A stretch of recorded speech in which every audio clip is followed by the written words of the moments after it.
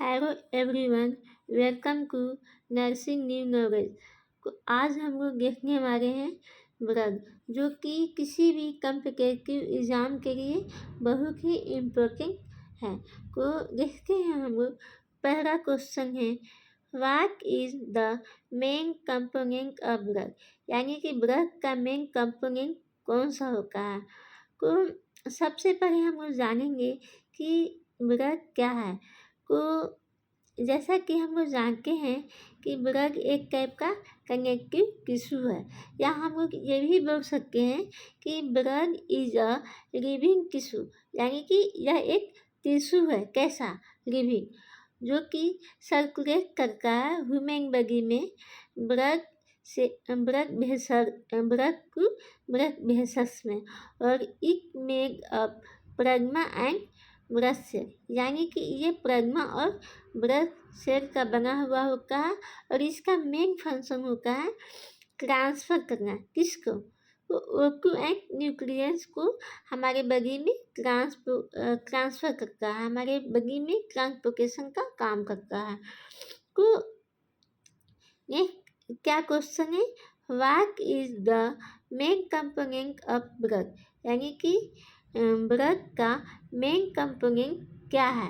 को ए नंबर में है प्लाज्मा, फिर क्या, white blood cell, red blood cell और प्लेटलेट। को राइट आंसर क्या होगा? प्लाज्मा। ठीक है, आगे हम लोग देखेंगे कि what percentage of blood is compose of plasma.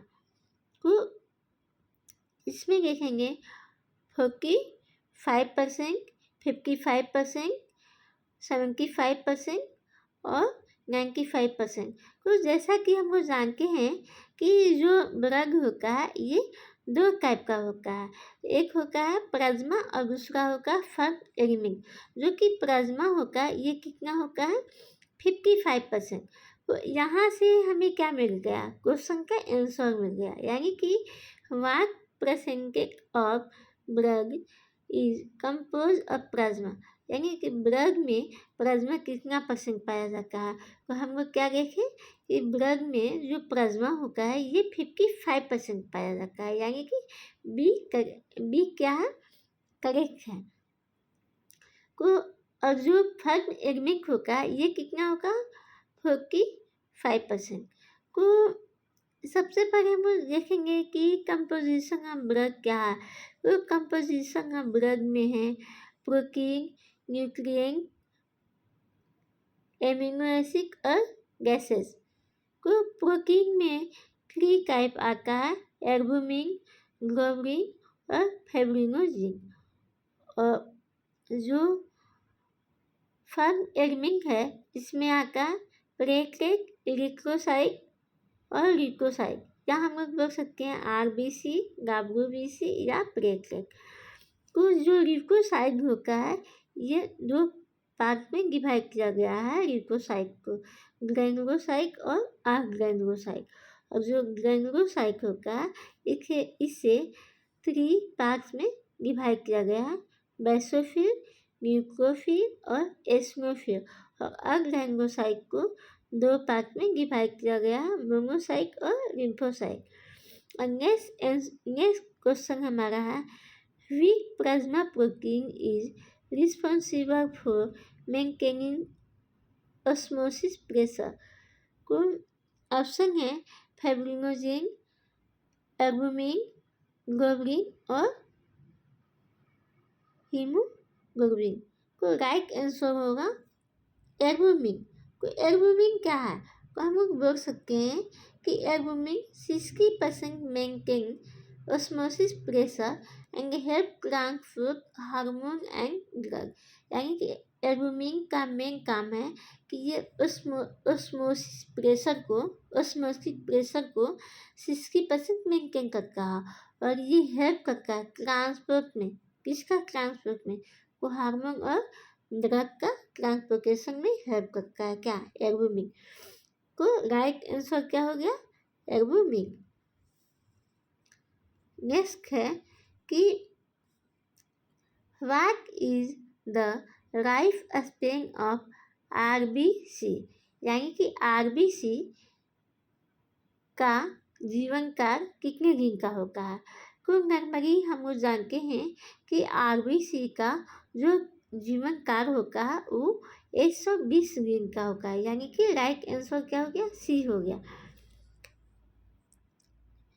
Next है what is the main function of haemoglobin. Haemoglobin का मेन फंक्शन क्या है।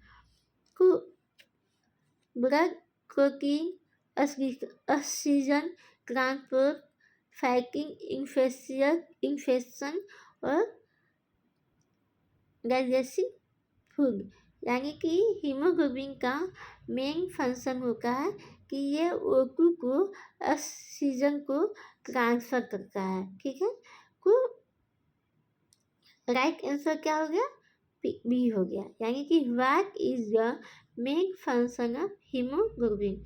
Right answer B, oxygen transfer.